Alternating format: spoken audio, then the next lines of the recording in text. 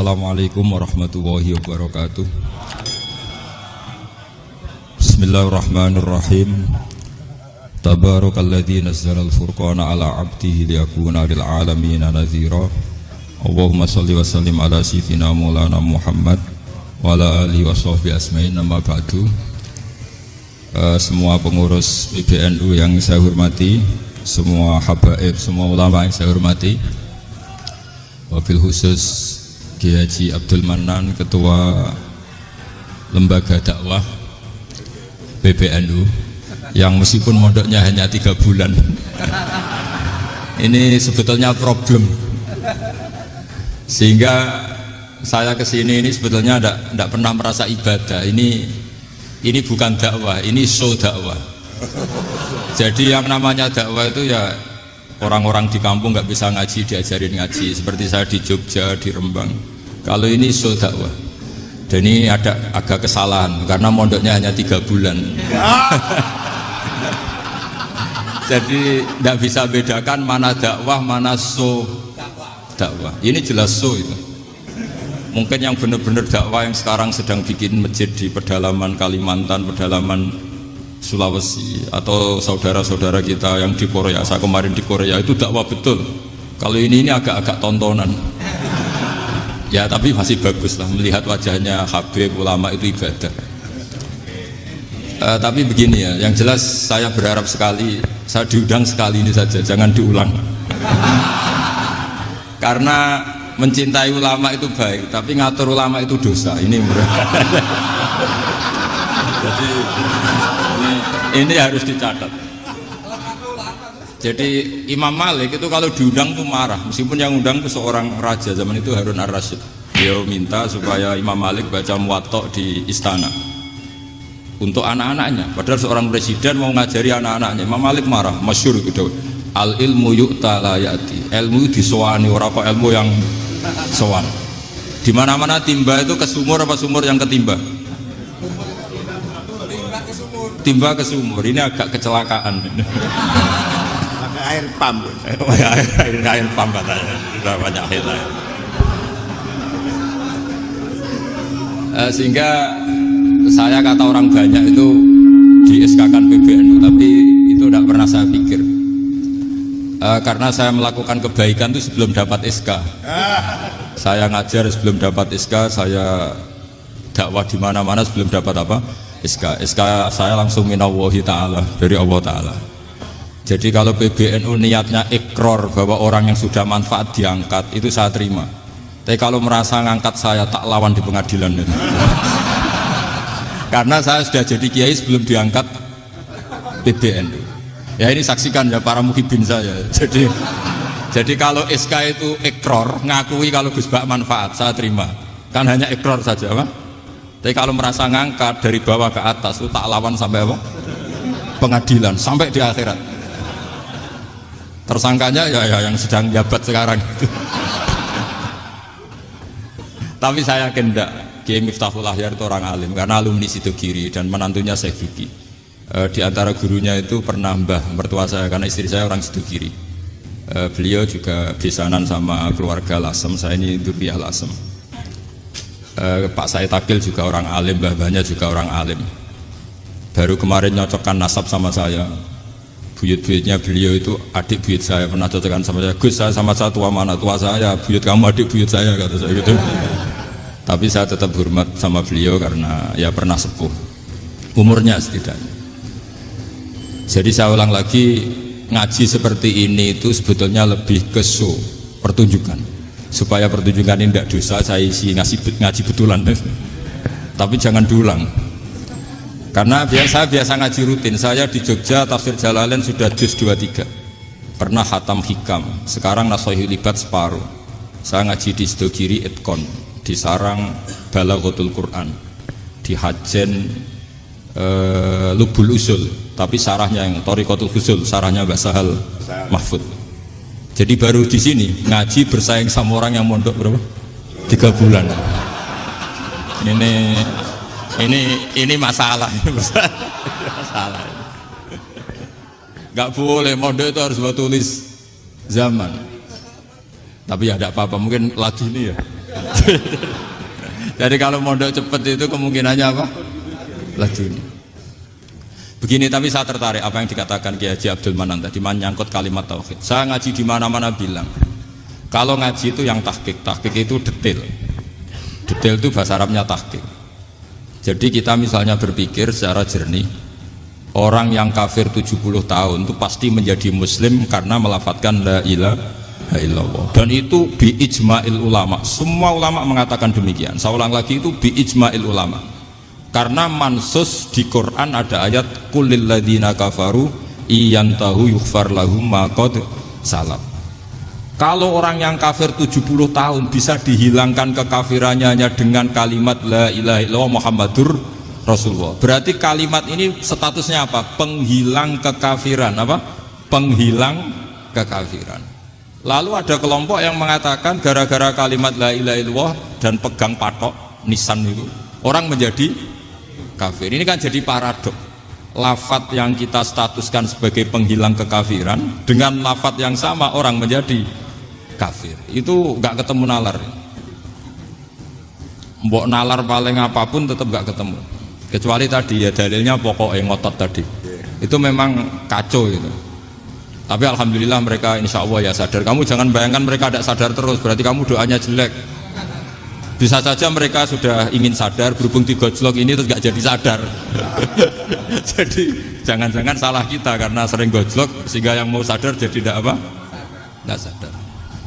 Saya tadi jam 10 sampai setengah 2 masih ngajar di pondok saya ngajar tafsir. Masih di Rembang sana saya. Terus saya ke Semarang, Delalah Muyassar. Ya mungkin agak-agak keramat, jadi tetap jam 3:15 saya bisa ketemu Habib Umar Hafid.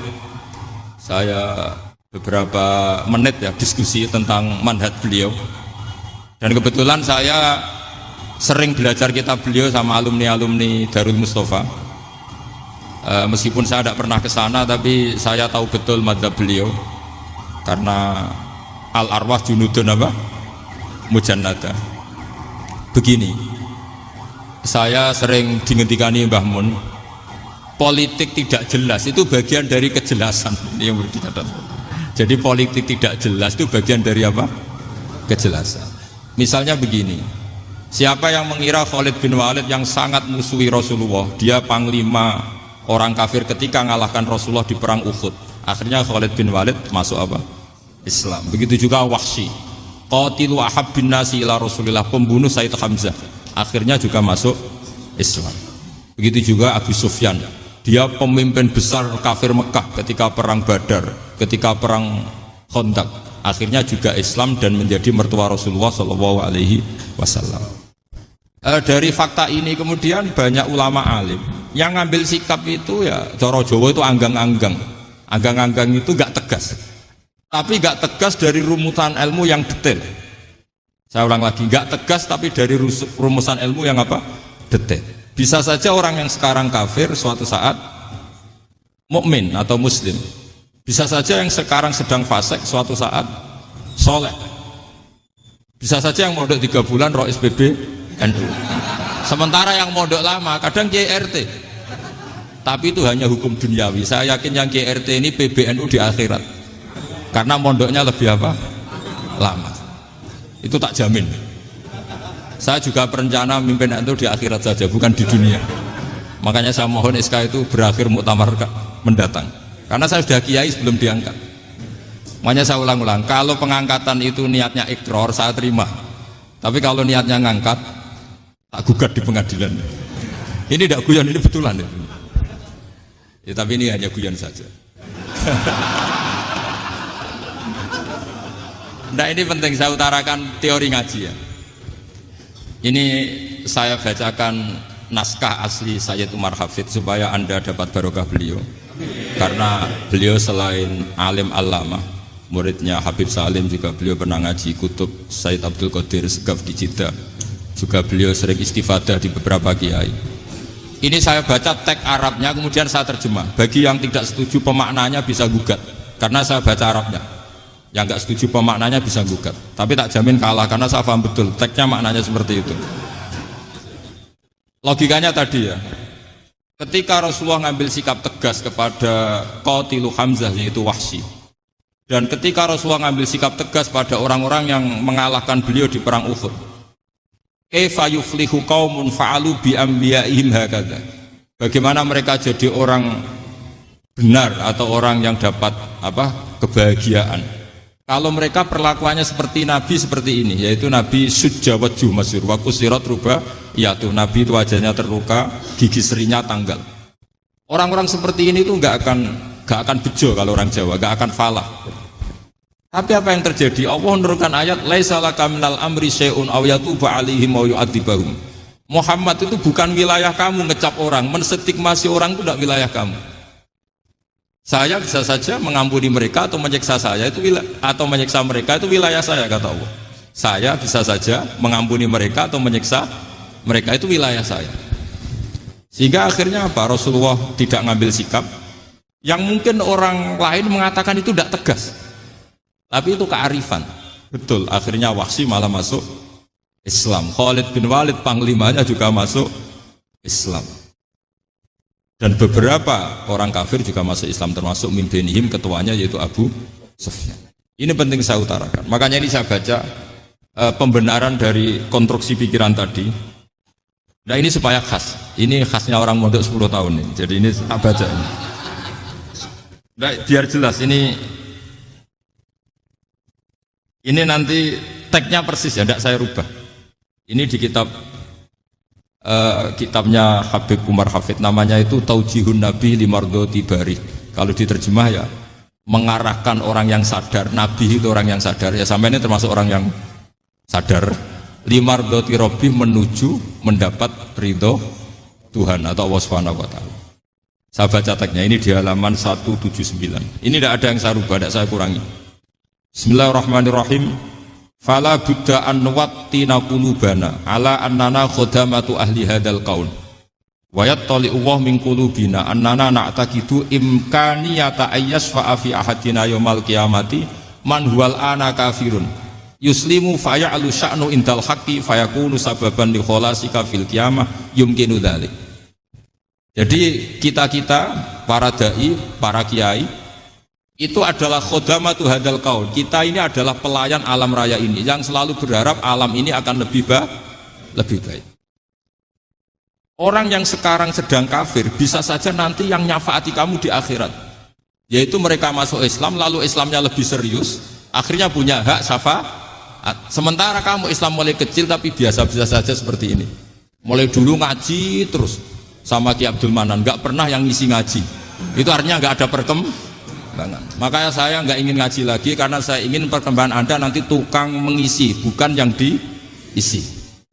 Kalau saya nanti ngaji lagi di sini, artinya Anda kalau tetap mendengarkan itu tidak ada perkembangan. Pantas saja semulang Gus Bahak sampean sing ngaji. Sekali-kali ada perkembangan, saya ngaji sampean yang mulang itu bagus itu. Meskipun itu perkembangan yang menyesatkan.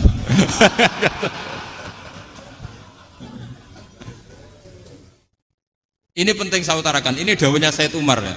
Orang yang sekarang sedang kafir bisa saja orang ini nanti nyafaati kamu, yaitu beliau orang ini Islam, kemudian Islamnya serius, maka punya hak syafaat. Sementara kamu Islamnya biasa-biasa saja. Itu masyhur kayak Sayyidina Umar. Sayyidina Umar Islam di hari itu langsung makomnya makom yang a'la, sehingga mengalahkan yang sudah Islam lebih lama. Karena Islamnya Umar itu menjadi izzatul Islam betul. Makanya jangan benci orang tegas teman-teman, kadang ya ada baiknya. Abu Bakar itu sudah Islam tapi layinal janib, orangnya santun. Kalau dipisoi orang yang menengahi lah kira-kira seperti itu. Begitu juga Bilal, Ammar, Suhaib. Singkat cerita, Rasulullah itu sering dibully ya, sering disiksa orang-orang kafir. Rasulullah berharap, wah kalau yang Islam gini terus repot. Melihat Umar ini petarung di pasar Uka, dia dapat uang itu kalau tarung, menangan. Kata Rasulullah, kalau ini yang Islam ya bagus. Beliau berdoa, Allahumma aizal Islam bi Umar. Itu kira-kira 2 hari dari doa beliau, Umar masuk Islam. Itu pertama masuk Islam itu orang-orang kafir diparani. Kalau kamu ganggu Rasulullah Muhammad tak bunuh. Semenjak itu orang kafir yang gentenan sembunyi. Sehingga kata para mereka yang Islam selalu jaya mut aslama Umar ketika Umar masuk Islam. Itu dalam satu hari Islam itu Rasulullah sudah ngendikan Umar yang Islam sehari ini imannya kalau ditimbang separuh ahli dunia masih unggul sama Islamnya Umar. Nah bisa saja seperti itu. Jadi saya minta sama teman-teman yang mencintai ilmu, tidak tegas itu bagian dari ketegasan dalam ilmiah. Karena kita ini tidak mengendalikan dunia, tidak mengendalikan hidayat, hanya Allah piyambak yang ngasih apa? Hidayat. Maka sikap kita laisalaka minal amri syai'un aw yatuba alaihim aw yu'adzibahum. Rasulullah yang ahabbul khalqi ilallah saja tidak boleh tegas karena semuanya potensi itu ada. Cuma kita tegas dalam kebenaran saja, tapi nggak perlu tegas dalam mengawal kebenaran. Kenapa demikian? Karena Islam ini agama yang akan dijaga Allah ila yaumil. Yang jaga Islam bukan PBNU, bukan PP Muhammadiyah, bukan kiai. Yang menjaga Islam namun Allah Subhanahu wa ta'ala. Makanya Sayyidina Umar itu kalau disuruh mikir Islam itu gak mau betul. Masyhur itu dalam tarikh-tarikh. Umar mimpin itu sukses, banyak futuhat. Singkat cerita akhirnya orang tuh kelangenan, wah kalau Umar meninggal kayak apa.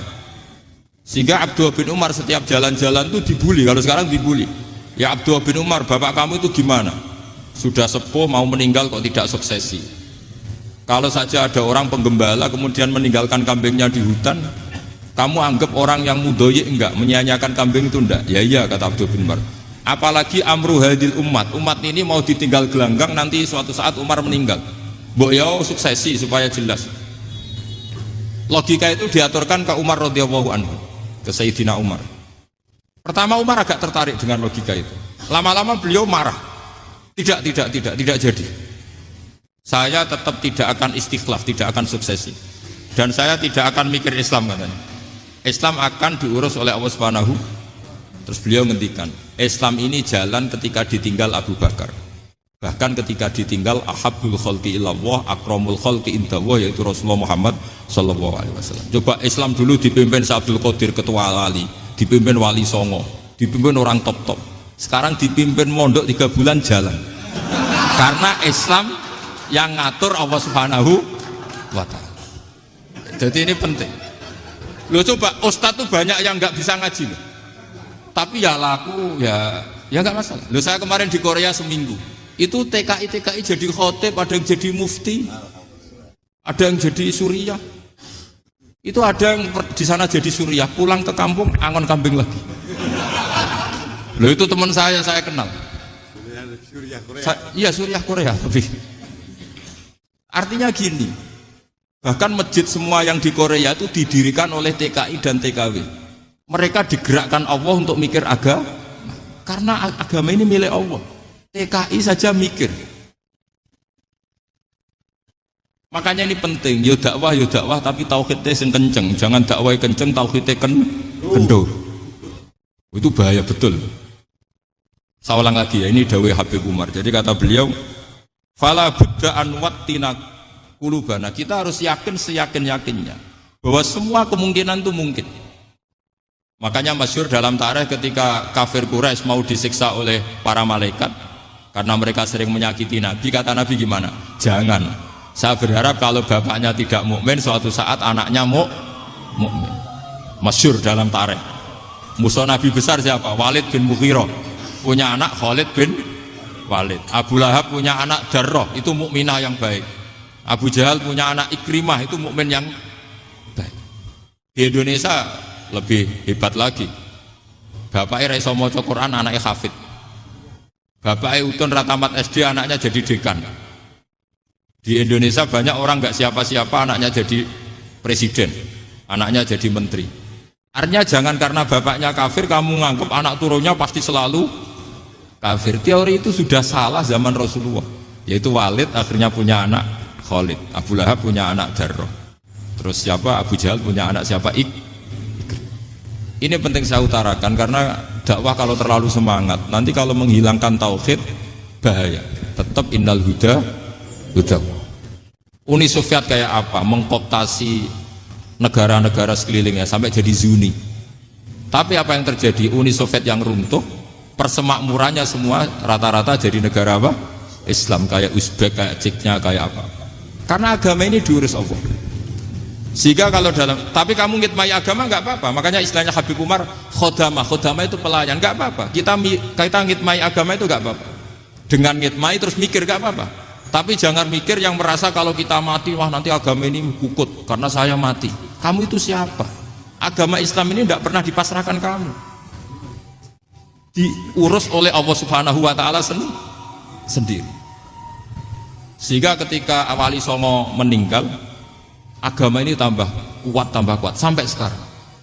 Kecil saya itu kalau pengajian susahnya bukan main, harus izin sana sini. Sekarang setiap pengajian polseknya datang, polresnya datang, nggak ada intel, nggak ada apa. Padahal kiai dulu sama kiai sekarang itu kira-kira alim mana? Alim kiai dulu. Mbah Hasyim Asy'ari itu ngarang kitab sampai dibaca di Yaman. Saya sering baca juga kitab beliau, Risalatu Ahli Sunnah wal Jamaah. Kiai sekarang mau terjemah aja kadang salah memahami. Tapi ya Islam tetap jalan karena Islam ini dikawal, dijaga oleh Allah Subhanahu wa Ta'ala. Maka kalau dalam cerita tarikh sirahnya Ibnu Ishaq itu, tauhid itu penting.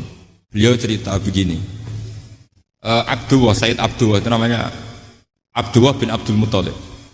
Kita tahu kenangannya Rasulullah terbanyak itu bukan dengan Sayyid Abdullah tapi dengan Sayyid Abdul Muthalib, dengan mbahnya.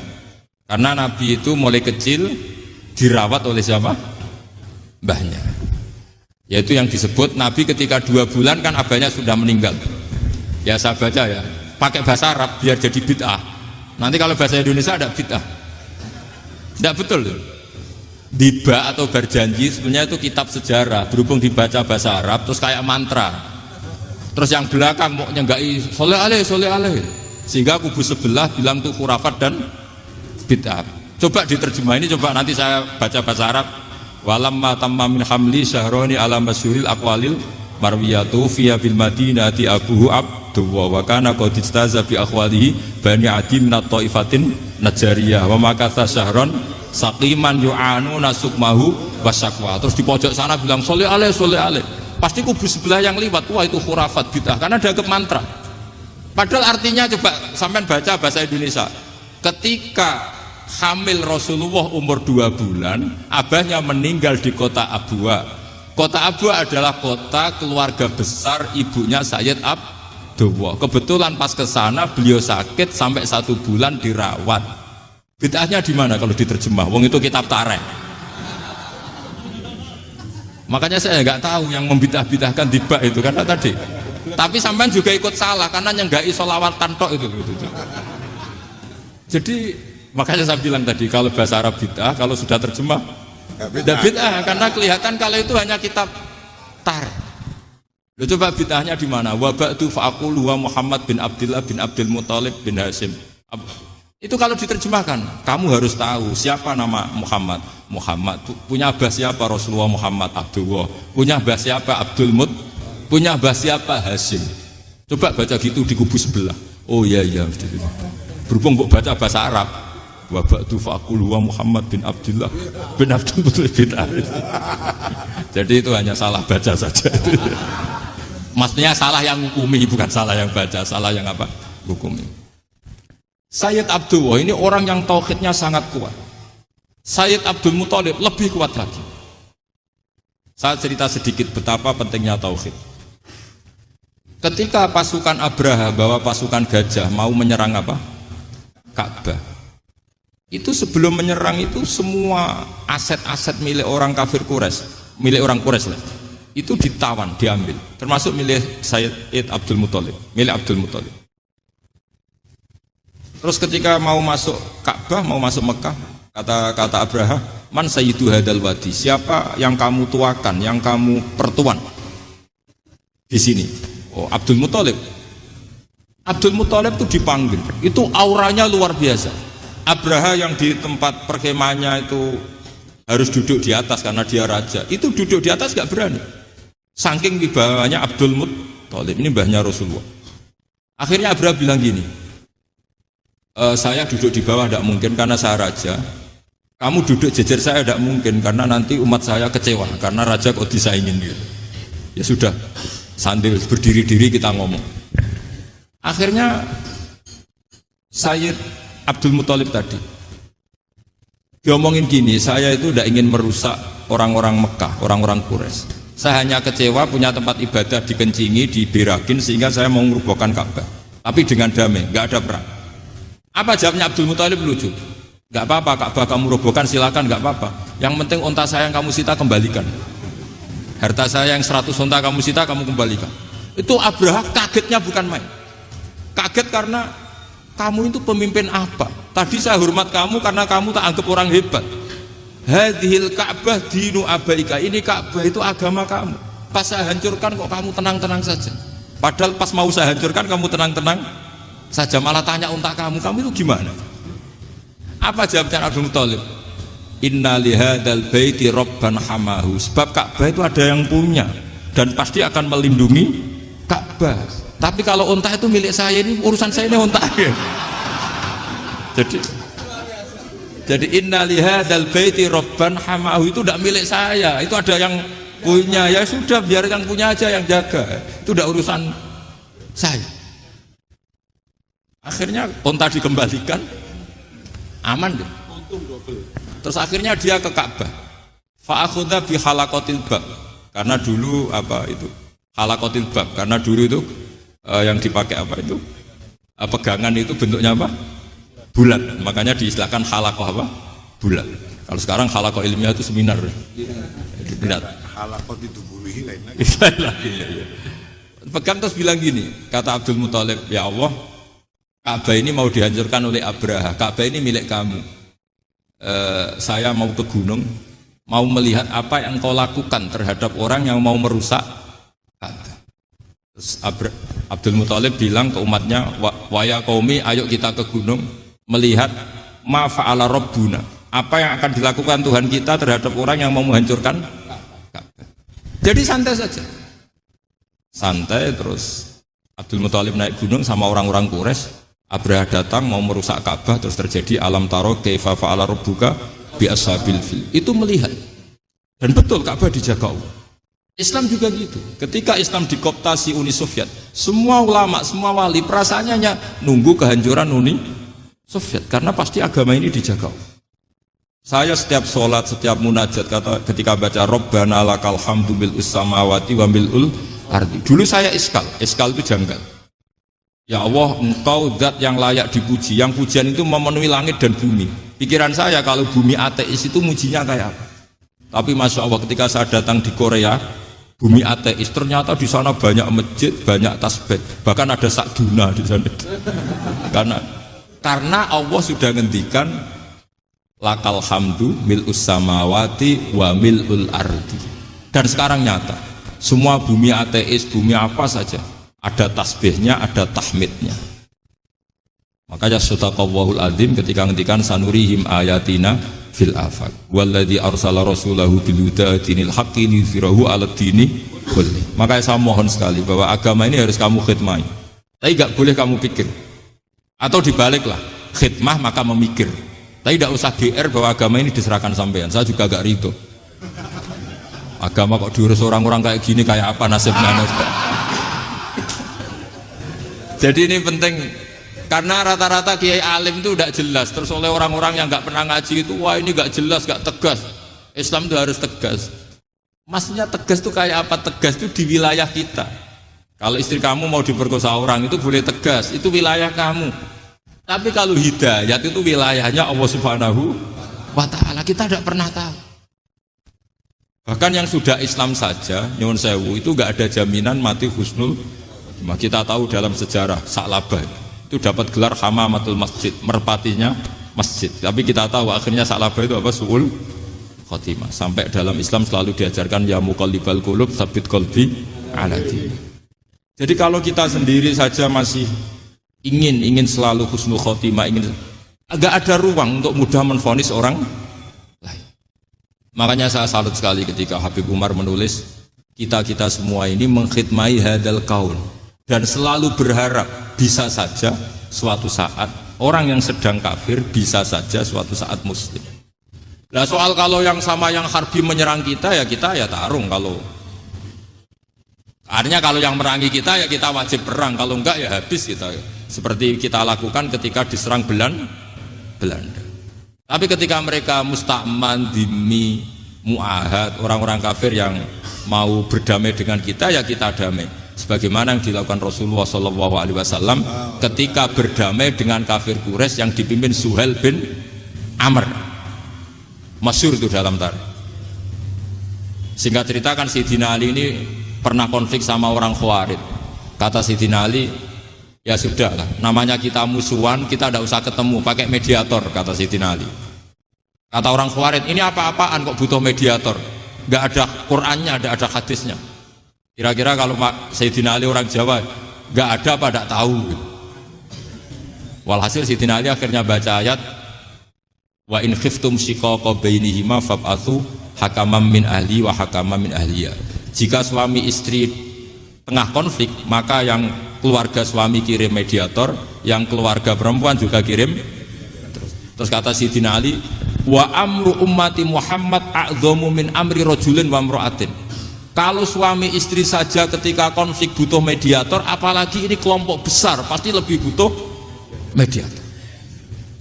Akhirnya lalu mediatornya siapa? Kata Sayyidina Ali, ya siapa saja yang penting baik. Ditunjuk seseorang, diprotes sama orang Khawarij, ini orang nggak kredibel. Oh, terus Sayyidina Ali marah-marah. Rasulullah itu pernah berdamai dengan orang, bahkan orang itu kafir, yaitu Sulhul Hudaybiyah. Nabi itu berdamai dengan orang yang bernama Suhail bin Amr ketika itu kafir. Makanya ini menunjukkan bahwa musolahah ma'al kufar itu boleh demi kelangsungan bernegara, berbangsa. Kamu tidak usah meragukan reputasi NU. Ketika dulu kafirnya kafir harbi zaman Belanda, ya Mbah Hasim fatwa apa? Jihad. Jadi jangan kira tidak tegas, kita tegas sekali, justru kita yang punya masa lalu tegas. Tapi kepada siapa dan dalam konteks apa? Paham ya? Terus ini penting sekali untuk dijernihkan. Ini saya baca berikutnya nanti, tidak supaya tahqiq. Saya syukur sekali, saya tadi sekaligus minta ijazah sama Habib Umar, dan memang saya ngaji ini lama sama teman-teman alumni Yaman, cuma belum pernah ketemu mu'alifnya. Tadi saya ketemu minta ijazah itu, dan beliau senang sekali, bahkan sempat bikin tulisan di kitab saya ini. Sama tidak perlu baca, karena kalau bisa ya biasa, kalau tidak bisa malu ya sudah, tidak usah baca sudah. Terus ini kata beliau, ini masih saya teruskan. Nahnu min hadhil intilaqah naktasibu thabatana wa quwwata yaqinina wa illa fa fil ardi mu'aridun wa muntaqidun wa mukhalifun min akhyarin wa asrarin sholihin wa fasikin muslimin wa kuffar. Kalau kamu punya satu metode ilmiah, metode dakwah, kamu harus siap, karena pasti ada yang menentang. Yang menentang itu ya mulai orang soleh, tidak soleh, orang macam-macam. Jadi kalau sudah punya manhaj, memang dari awal harus siap apa? Ditentang. Jadi misalnya PBNU punya kebijakan apa, ya sudah siap saja dibully. Itu pasti itu, karena nggak ada manusia semua suka, semua benci. Kata beliau, anta in kunta fi syakkin min hadzal maslak wal manhaj fattabi man syi'ta wasaha angka ghaniyah wa in kunta ala yaqinin annahu al huda wa mirasun nubuwah wa annahu haqiqatu tarjamatil ahdi ma'rab fala tata'athar min kalami ahadin yakunu mangkana. Jadi intinya kita mengawal Islam secara rahmatan lil alamin itu justru kita berharap menjadi simpatik dan menjadikan mereka menjadi nopo Islam. Jangan ketika simpatik dianggap gak tegas. Saya masih ingat betul dawuh Mbah Mun, hak sekseni, kata beliau. Saya masih ingat kalimatnya, sekseni. Akurat tegas itu berdasar ayat laisalaka minal amri syai'un aw yatuba alaihim aw yu'adzibahum. Karena potensi sosial itu bisa rubah.